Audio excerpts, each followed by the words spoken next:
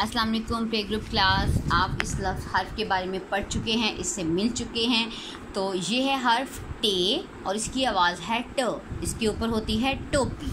अब आपने ट से शुरू होने वाली तस्वीर के गिर्द दायरा बनाना है। आप तस्वीर खुद देखिए, उसका नाम अपनी टीचर को, ट्यूटर को या मम्मा को बताएं और उसके बाद उसके ऊपर दायरा लगाएं। जैसे कि पंखा, क्या पंखे की आवाज़ ट से शुरू होती है? नहीं। इस पर आप छोटा सा क्रॉस लगा देंगे। इस तरह से आप बाकी खुद देखिए। उन टमाटरों में रंग भरें जिनमें ट लिखा है। ट टमाटर। ये इस टमाटर को रेड कलर, प्यारा सा रेड कलर करें और प्यारा सा टमाटर बनाएं। ठीक है, इस तरह से आपने सारे टमाटर, ट वाले टमाटर ढूंढने हैं और उनमें आपने रंग करना है। कौन सी चीज़ें एक ही आवाज़ से शुरू होती हैं? आप देखिए, ये 3 चीज़ें हैं। इन तीनों में से 2 चीज़ें एक ही हर्फ से शुरू होती हैं। ये क्या है? तितली। ये क्या है? अंगूर। और ये क्या है?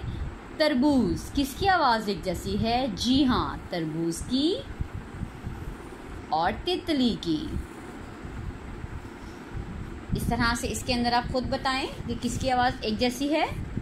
अब आप इन हरूफ को तरतीब से लिखें। प्यारे बच्चों, आप पढ़ चुके हैं, अब आप इस कैप में खुद ही। सबसे पहले क्या आता है?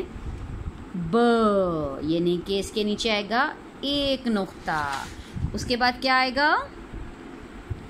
प, इसके नीचे आएंगे 3 नुक्ते। सबसे पहले 1 नुक्ता, फिर 3 नुक्ते। उसके बाद त के ऊपर